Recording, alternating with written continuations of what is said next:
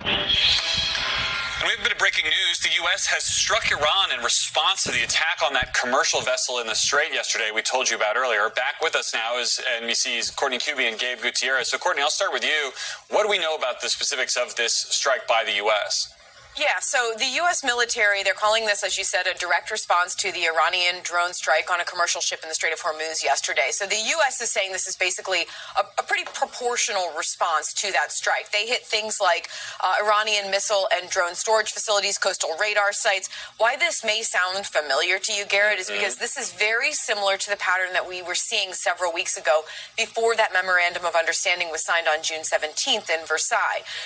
Iran would fire in many cases, it was these sorts of one-way attack drones. In some cases, it was these small, fast attack boats. And then in some cases, it was even surface-to-air missiles. But they were firing them at ships that were trying to transit through the Strait of Hormuz. The U.S. military was often responding, often shooting some of those down, even targeting some of those fast boats.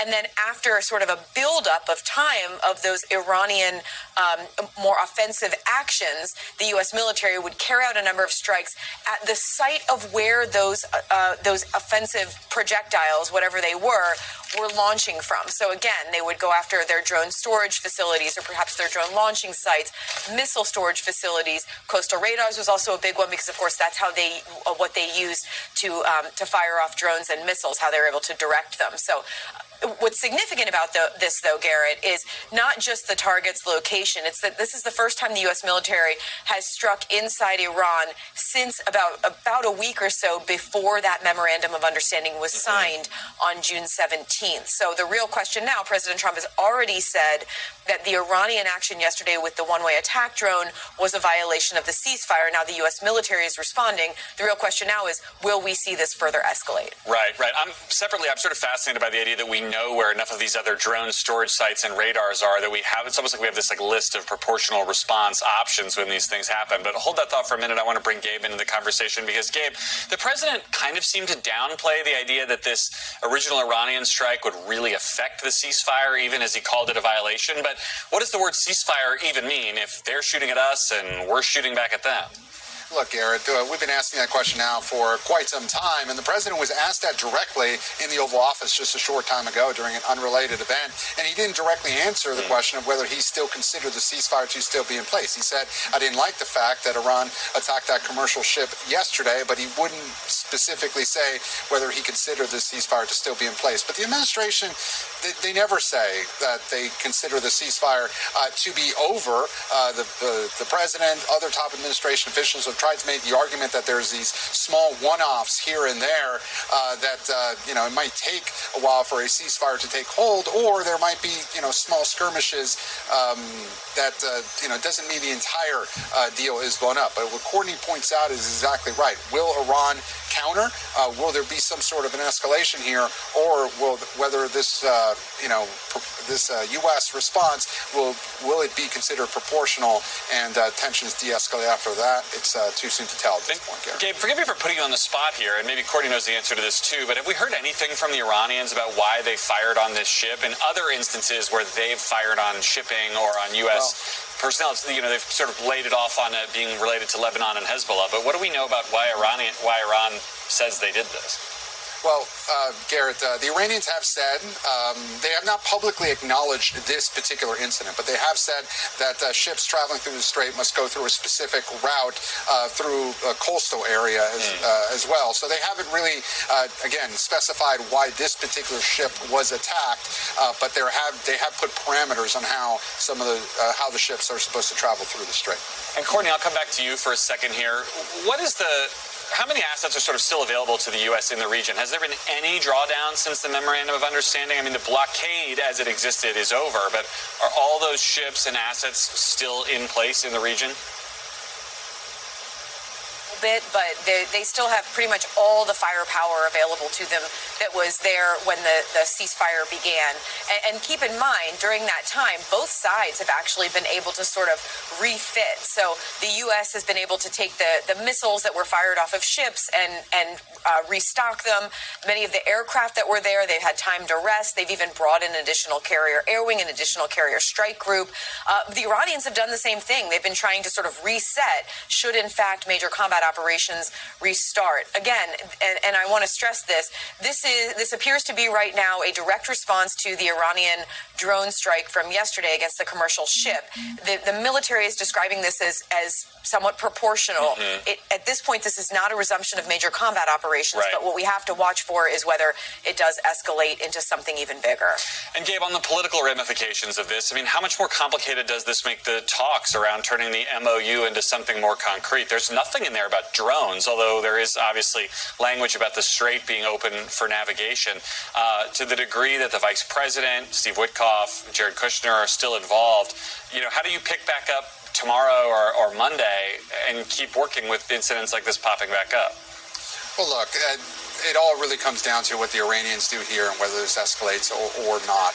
We are within that 60-day window. We have seen the vice president, now back in the U.S. after those talks that he was overseas several days ago. But certainly this does, pose a challenge given that there's ongoing peace talks, and now there is this, back and forth.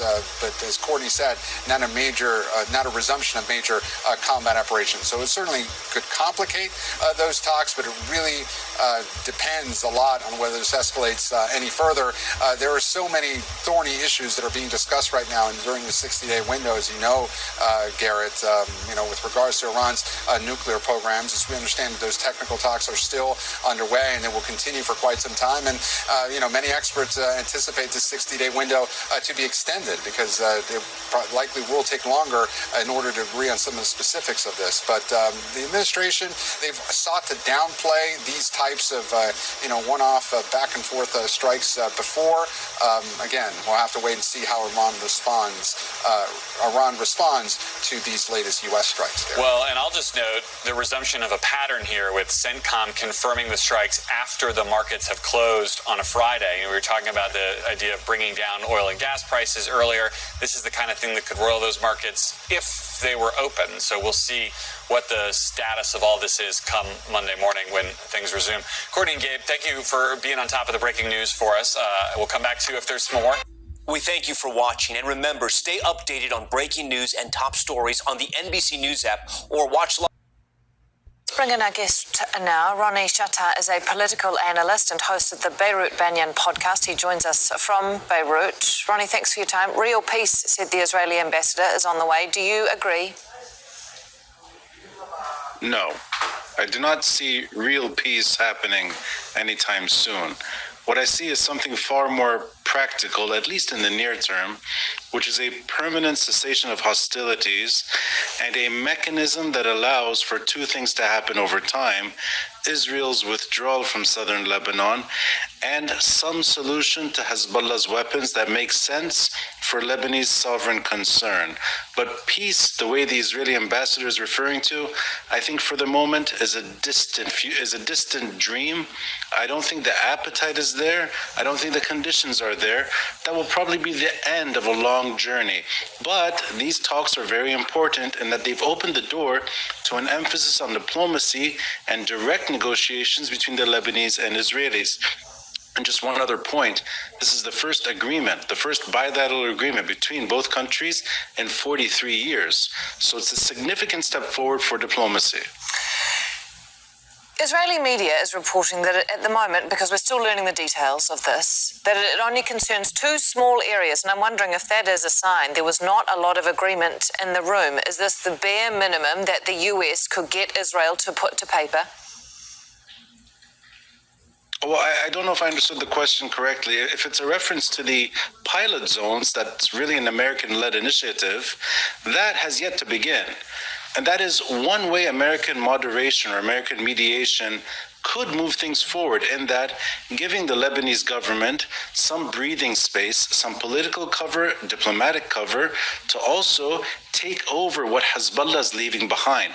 This is a very delicate, very sensitive issue for the Lebanese army and Lebanon at large, meaning trying to risk real confrontation with Hezbollah, but also reclaim Lebanese sovereignty. The Lebanese ambassador to Washington mentioned reclaiming Lebanese sovereignty. She's not talking about the last few years. She's talking about the last 5 decades. How then does the issue of Hezbollah complicate this matter, given that they were not in the talks and did not want to be? That's a great question. Hezbollah is part of the problem. It's not necessarily part of the solution. Iran was part of the problem in that Lebanon became a second front for an Iranian-Israeli, Iranian-American war that not one Lebanese wanted, an extremely unpopular war in Lebanon, and a suicidal mission for Hezbollah, meaning Iran and Hezbollah, this proxy became less autonomous, completely dominated and directed by the Iranian regime. Hezbollah should not have a say in how this moves forward. On the contrary, this mechanism between the Americans and the Iranians, this deconfliction mechanism, could be a risk if that overrides what is happening in Washington, in that if there's a rush to preference to regional stability that gives Iran too much, you may see Lebanese sovereignty or the Lebanese state paying a big price for maintaining what Hezbollah is at the end of the day, which is Iran's proxy leverage, Iran's security leverage in the region. Hence, you have massive battles underway in 2026 between the Israelis and Hezbollah. This should not even happen to begin with. There should be no sub-state infrastructure like Hezbollah anyway. So I would not count on them for a solution. I would count on them more for a long-term problem and an existential threat to the Lebanese state. Yeah, I guess you raise a point here, though, about the US wanting to hold up its side of the MOU, or wanting Iran to at least be happy that the MOU is being held up. And so does this agreement, or do you see this agreement, helping Lebanon in any way? Is there a path towards helping Lebanon, or is it simply serving as a vehicle to drive those US interests? Well, that's a good question, and I would actually maybe answer it on the other end, which is American attention span tends to be very short, in particular in a country like Lebanon. The 1983 agreement, the last bilateral agreement that was in a way a memorandum of understanding with American supervision, that agreement collapsed less than a year afterwards due to violence, due to attacks on peacekeepers, due to embassy bombings, and in many ways back then the Syrian occupation persisting and growing and expanding in Lebanon. You could see a scenario where the Americans, if they sense that Lebanon is a lost cause and that this is just a show, a performance on the side, with preference to keeping things in a way stable for the Iranian regime, you could see a scenario where the Americans see Lebanon in a way as a lost cause permanently, as a failed state. I do not think right now we're there. What needs to change is not really American attention span. It will remain short even with administration change. What you need to see is a Lebanese state doing something that it's uncomfortable doing. It's only done a few times, which is request serious international support, international protection, and international action. Meaning, you cannot see UNIFIL observer forces just leave at the end of the year. It has to be replaced. And the discussions are happening already on what that looks like. Also, you need international assistance in disarming Hezbollah.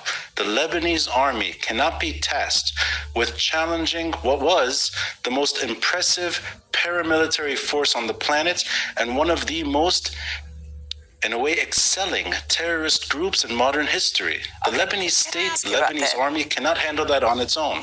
And so therefore, why is the Israeli military being allowed or being given free rein then to have an attempt at that? If you describe Hezbollah in such, not glorified terms, but, you know, that you've given them an assessment, a fair assessment of their power and their leverage here, Israel was not naive to what it was walking into. Is the issue not with this deal the fact that it doesn't include Hezbollah, and that at the end of the day, whether they are or they aren't, they are going to be an issue in Lebanon with its governance, whether Israel is there or not, and Israel being there is not helpful to resolving the issue of Hezbollah. That is a separate issue, and Israel's presence in the country only complicates things further in terms of resolving that issue. You're absolutely right, and I'll answer it in both ways. First and foremost, I do not believe the Israelis are willing or even able to disarm Hezbollah.